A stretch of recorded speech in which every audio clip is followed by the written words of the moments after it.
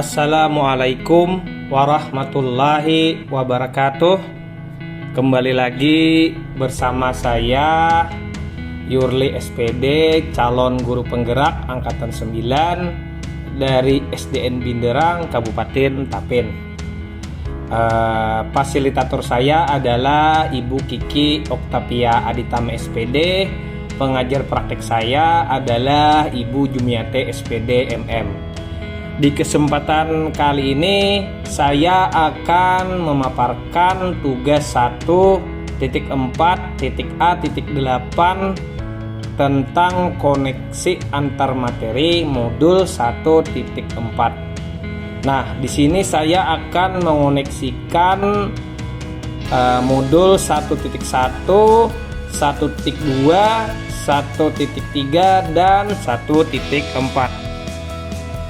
Di sini keterkaitan semuanya adalah untuk menciptakan peserta didik kita yang memiliki profil pelajar Pancasila.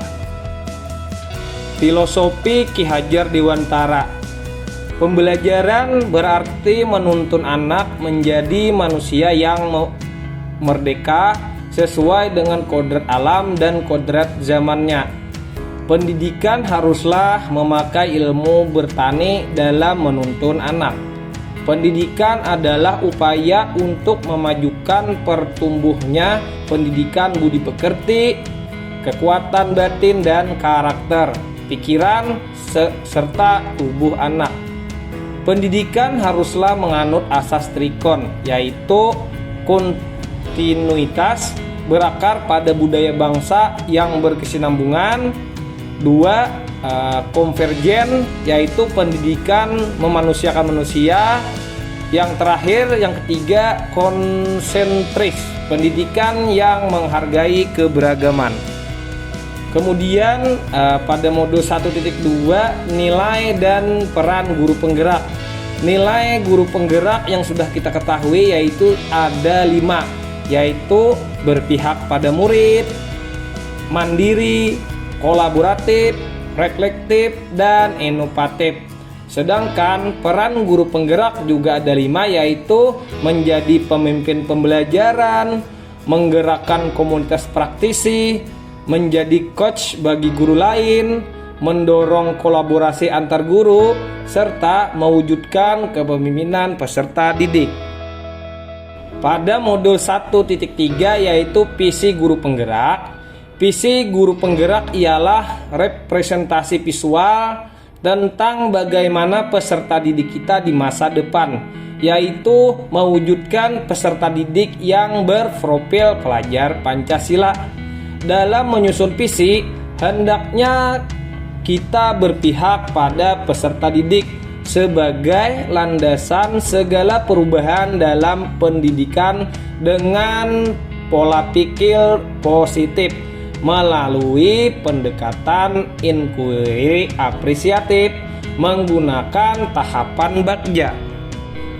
Pada modul 1.4 yaitu budaya positif. Berdasarkan penerapan alur Bagja akan muncul pembiasaan positif yang kita kenal dengan budaya positif. Budaya positif akan menciptakan rasa aman dan nyaman pada peserta didik selama proses pembelajaran di sekolah. Budaya positif dapat mendorong peserta didik untuk mampu berpikir, bertindak, dan mencipta sebagai proses memerdekakan dirinya, sehingga peserta didik lebih mandiri dan bertanggung jawab. Jadi, dapat kita simpulkan keterkaitan materi antara budaya positif, filosofi Ki Hajar Dewantara, nilai dan peran guru penggerak, dan visi guru penggerak. Keterkaitan budaya positif dan filosofi Ki Hajar Dewantara adalah dengan menjalankan budaya positif di sekolah, maka akan mempermudah dalam tercapainya tujuan pendidikan nasional sesuai dengan filosofi Ki Hajar Dewantara, yaitu pendidikan yang berpihak pada murid dan bersifat menuntun tumbuh atau hidupnya kekuatan kodrat yang ada pada murid. Kemudian keterkaitan budaya positif dengan nilai dan guru penggerak adalah budaya positif dapat terwujud jika seorang guru memiliki 5 nilai guru penggerak, diantaranya berpihak pada murid, mandiri, reflektif, kolaboratif, dan inovatif.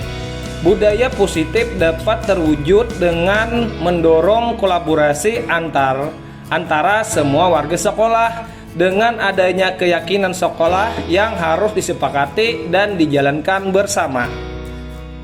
Keterkaitan budaya positif dengan visi guru penggerak. Salah satu perubahan yang diinginkan sesuai visi guru penggerak adalah terbentuknya budaya positif agar diperoleh sekolah yang nyaman, aman, dan berpihak pada murid. Untuk mewujudkan visi guru penggerak tersebut dengan pembuatan prakarsa perubahan sesuai filosofi Ki Hajar Dewantara dan profil pelajar Pancasila. Refleksi.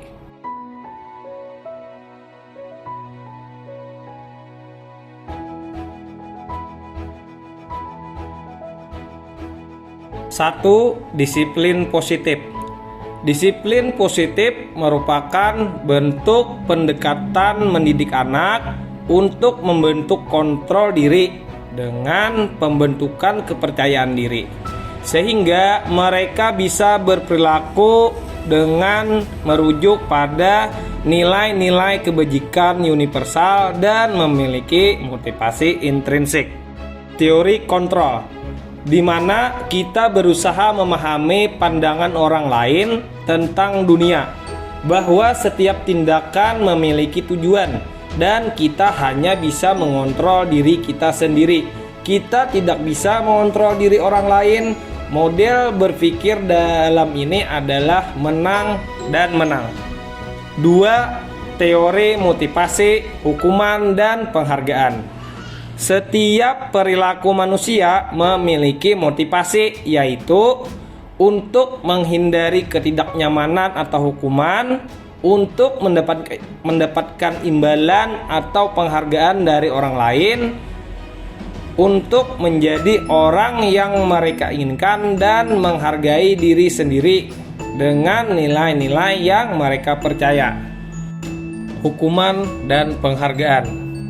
Hukuman adalah bentuk pengendalian perilaku seseorang yang bersifat memaksa dan menyakitkan dengan menciptakan identitas gagal. Penghargaan adalah bentuk pengendalian perilaku seseorang dengan suatu benda atau peristiwa yang diinginkan, yang dibuat dengan persyaratan. Hanya jika Anda melakukan hal ini, maka Anda akan mendapat penghargaan yang diinginkan. 3. Keyakinan kelas.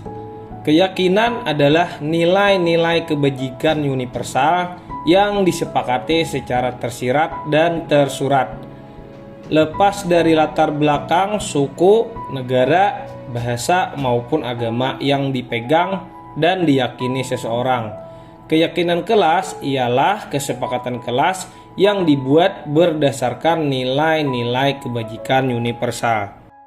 4. Kebutuhan dasar manusia. Setiap tindakan seseorang adalah untuk memenuhi kebutuhan dasarnya, yakni bertahan hidup, kasih sayang dan rasa diterima, kebebasan, kesenangan, dan penguasaan. 5. Posisi kontrol. 1. Sebagai penghukum. 2. Sebagai pembuat rasa bersalah. 3. Sebagai teman. 4. Sebagai pemantau. Dan 5. Sebagai manajer. 6. Segitiga restitusi. Komponennya adalah menstabilkan identitas, validasi tindakan yang salah, dan menanyakan keyakinan. Hal yang menarik bagi saya dan di luar dugaan adalah saat saya mempelajari motivasi perilaku manusia berupa penghargaan. Ternyata penghargaan dapat berdampak kurang baik pada peserta didik, sebab dapat merusak hubungan, mengurangi ketepatan, menurunkan kualitas, mematikan kreativitas, dan bersifat menghukum.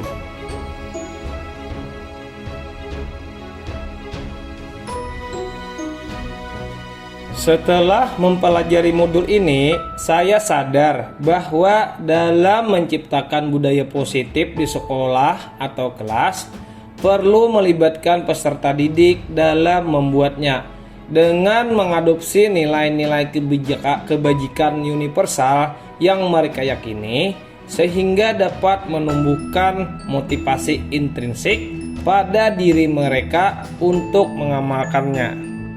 Perubahan lain yang terjadi adalah posisi kontrol saya sebagai guru berpindah dari posisi teman menjadi posisi manajer. Saya menyadari setiap tindakan peserta didik mempunyai motivasi tertentu. Tidak boleh dibiarkan, melainkan kita harus menumbuhkan motivasi intrinsiknya untuk bisa bertanggung jawab dengan menerapkan segitiga restitusi.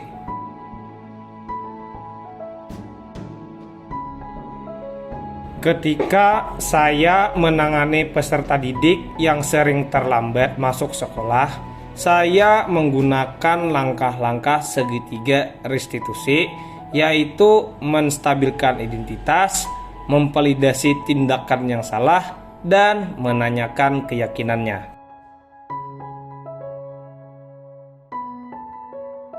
Ketika saya melihat respon peserta didik dalam penerapan budaya positif, saya senang dan yakin bahwa budaya positif ini pasti akan bisa membentuk karakter peserta didik mengarah ke profil pelajar Pancasila.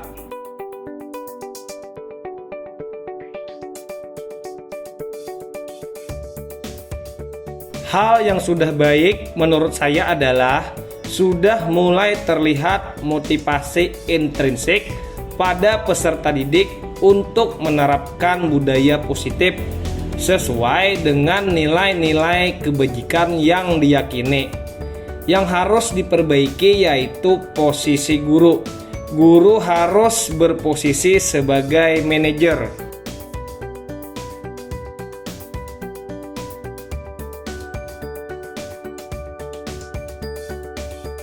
Sebelum mempelajari modul ini, saya sering memposisikan diri saya sebagai teman bagi peserta didik. Saya berpikir dengan begitu saya akan lebih dekat dengan peserta didik. Namun, saya merasa kurang dihargai dan dihormati. Setelah mempelajari modul ini, saya memposisikan diri saya sebagai manajer dalam menyelesaikan masalah.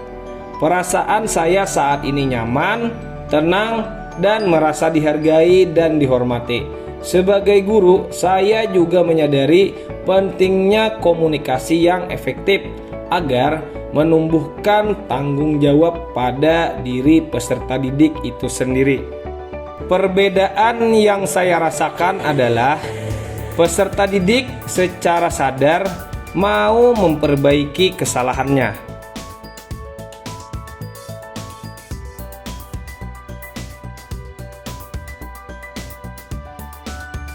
Sebelum saya mempelajari modul ini, saya sudah pernah melakukan tahapan-tahapan segitiga restitusi, namun tidak secara menyeluruh.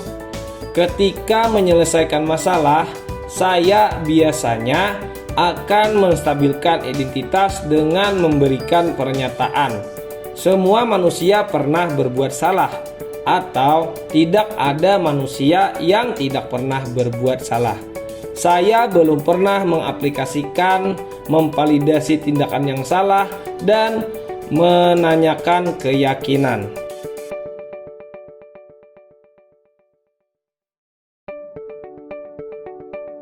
Hal yang menurut saya penting dalam penerapan budaya positif adalah kolaborasi antar warga sekolah, orang tua peserta didik, dan masyarakat lingkungan sekolah itu sendiri. Karena budaya positif akan terbentuk dan membudaya kuat jika dibiasakan dari rumah, sekolah, dan lingkungan masyarakat.